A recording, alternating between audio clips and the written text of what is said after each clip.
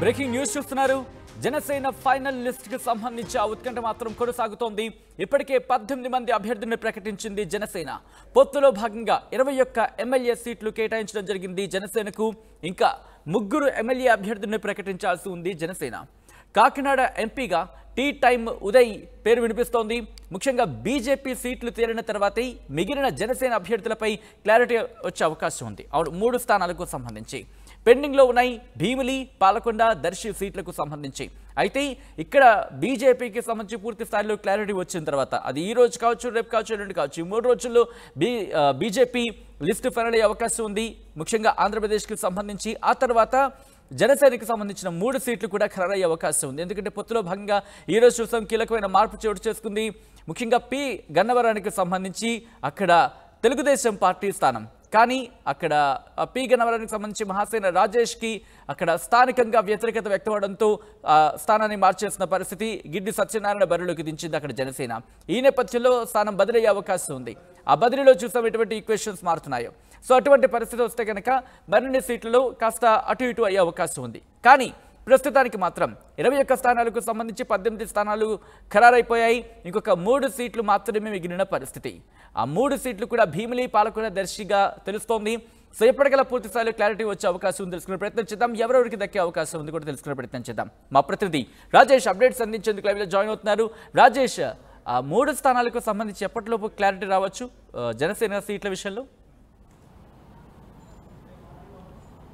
అది రేపు ఎల్లుండిలో ఫైనల్ చేసే అవకాశం కనబడుతుంది. ఎందుకంటే పవన్ కళ్యాణ్ ఇంకా మంగళగిరిలో ఉన్నారు కాబట్టి ఇప్పటికి ఈరోజు పోలవరం, అదేవిధంగా మరొక నియోజకవర్గం పి గన్నవరం నియోజకవర్గాన్ని ఖరారు చేశారు. రేపు లేదా ఎల్లుండిలో మిగతా 3 స్థానాలకు ఖరారు చేసి పూర్తి స్థాయిలో అభ్యర్థుల్ని బరిలో దింపే అవకాశం ఉంది. ఇప్పటికే 21 స్థానాలకు సంబంధించి 18 స్థానాలని ప్రకటించారు. 18 స్థానాలు ఒకసారి మనం చూస్తే కనుక ఉత్తరాంధ్ర నుంచి మొదలు పెడితే నెల్లిమర్ల లోకం మాధవి ప్రకటించారు. తర్వాత అనకాపల్లి కొనతాల రామకృష్ణ, పెందుర్తి పంచకేల రమేష్ బాబు, యలమంచిలి సుందర విజయ్ని, తర్వాత ఉమ్మడి తూర్పుగోదావరి జిల్లా చూస్తే రాజానగరం బత్తుల బలరామకృష్ణ, కాకినాడ రూరల్ వచ్చి పంతం నానాజీ, అదేవిధంగా ఉమ్మడి పశ్చిమ గోదావరి జిల్లా చూస్తే నిడదవోలు కందులు దుర్గేష్, తాడేపల్లి గూడెం పొలిశెట్టి శ్రీనివాస్, నరసాపురం బొమ్మిడి నాయకర్, ఉంగుటూరు పచ్చమట్ల ధర్మరాజు, భీమవరం పులిపర్తి రామాంజనేయులు ప్రకటించారు. ఇక రాజోలు ఉమ్మడి తూర్పుగోదావరి చూస్తే రాజోలు వరప్రసాద్ పేరు ప్రకటించారు. తిరుపతి ఆరణి శ్రీనివాస్ పేరు ప్రకటించారు. పి గన్నవరం గిడ్డి సత్యనారాయణ, పోలవరం చిర్రి బాలరాజు పేరు ప్రకటించిన సిచ్యువేషన్ చూసాం. కాబట్టి ఖచ్చితంగా మిగతా తెనాలి నాదెండ్ల మనోహర్ కూడా పేరు ప్రకటించారు. ఇక మిగిలింది 3 స్థానాలు కాబట్టి ఆ 3 స్థానాలు కూడా 2-3 రోజులు ప్రకటించే అవకాశం ఉంది. శ్రీకాకుళం జిల్లా సంబంధించి పాలకొండ జనసేన ఆశిస్తున్నట్టు తెలుస్తుంది. ఇప్పటివరకు టీడీపీ పాలకొండ సీట్ అనౌన్స్ చేయలేదు. ఇప్పటివరకు 139 స్థానాలు ప్రకటించినటువంటి టీడీపీ అధిష్టానం పాలకొండ మాత్రం అనౌన్స్ చేయలేదు. మిగతా అన్ని నియోజకవర్గాలు ప్రకటించింది. కానీ పాలకొండ ఇప్పుడు జనసేన కేటాయించబోతున్నట్టు తెలుస్తుంది. అక్కడ అభ్యర్థికి సంబంధించి 2-3 ఆశావాహులు ఉన్న నేపథ్యంలో వాళ్ళలో ఒకరిని ఖరారు చేసే అవకాశం ఉంది. ఇక రెండో సీటు చూస్తే కనుక భీమిలి నియోజకవర్గానికి కూడా టీడీపీ గంటా శ్రీనివాసరావు అడుగుతున్నారు. కానీ గంటాని చీపురుపల్లి వెళ్ళమని అధిష్టానం చెబుతుంది.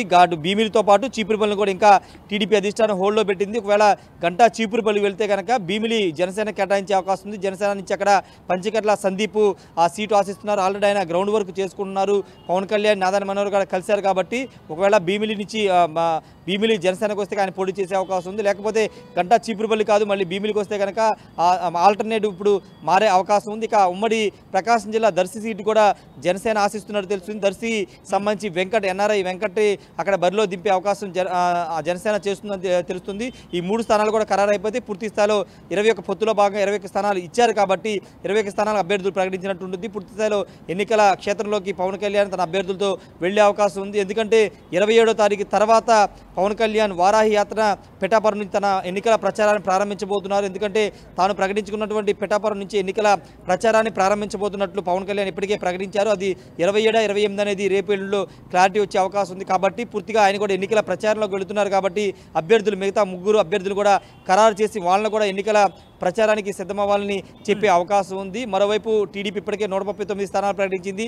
ఇంకా బీజేపీ మాత్రం ఇంకా తన 10 స్థానాల మీద కసరత్తు చేస్తూనే ఉంది. కాబట్టి వాళ్ళు ఇంకా ఆలస్యమయ్యే అవకాశం ఉంది. ఇంకా 2-3 రోజుల తర్వాత బీజేపీ లిస్టు వచ్చే అవకాశం ఉంది. ఎందుకంటే జాతీయ స్థాయిలో 6 పార్లమెంటు స్థానాలకి, అసెంబ్లీ స్థానాలకి అక్కడి నుంచి ఆమోదం రావాలి. అక్కడే చర్చలు జరుగుతున్నాయి. కాబట్టి జాతీయ స్థాయిలో అక్కడ కొలిక్ వచ్చిన తర్వాత మాత్రమే భారతీయ జనతా పార్టీ సీట్ల పైన ఈ మధ్యలో ఎందుకంటే మార్పులు చేర్పులు చోటు చేసుకున్న పరిస్థితి చూస్తున్నాం. దాంతోపాటు క్యాండిడేట్స్ విషయంలో కూడా కాస్త తర్జన భర్జన పడుతున్న పరిస్థితి చూస్తున్నాం.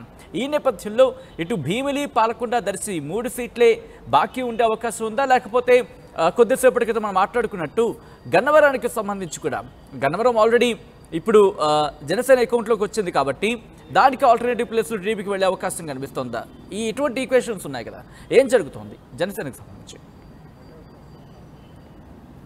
అంటే టీడీపీ తీసుకునే స్థానాలు భారతీయ జనతా పార్టీ స్థానాలకు సంబంధించినటువంటి అక్కడ మారే అవకాశం ఉంది. జనసేనకి దాదాపు ఇప్పుడు మనం చెప్పిన 3 స్థానాలే ఖరారయ్యే అవకాశం ఉంది. ఇంతకుముందు చెప్పుకున్న ఈక్వేషన్ చీపురుపల్లి నుంచి గంట అటు నుంచి ఇటు కనుక మారితే కనుక అక్కడ ఈక్వేషన్ మారుద్ది. మిగతాది మాత్రం రాయలసీమ సంబంధించి కడపతో పాటు కడపతో పాటు తిరుపతికి సంబంధించి కానీ లేకపోతే అనంతపురం సంబంధించి కానీ కొన్ని స్థానాల్లో కర్నూలు, ఆలూరు, అదేవిధంగా ఆదోని కూడా సంబంధించినటువంటి క్లారిటీ రావాల్సి ఉంది కాబట్టి అక్కడ మార్పులు చేర్పులు జరిగే అవకాశం ఉంది. అక్కడ ఆదోని, ఆలూరు సంబంధించి భారతీయ జనతా పార్టీ అడుగుతున్నట్టు తెలుస్తుంది.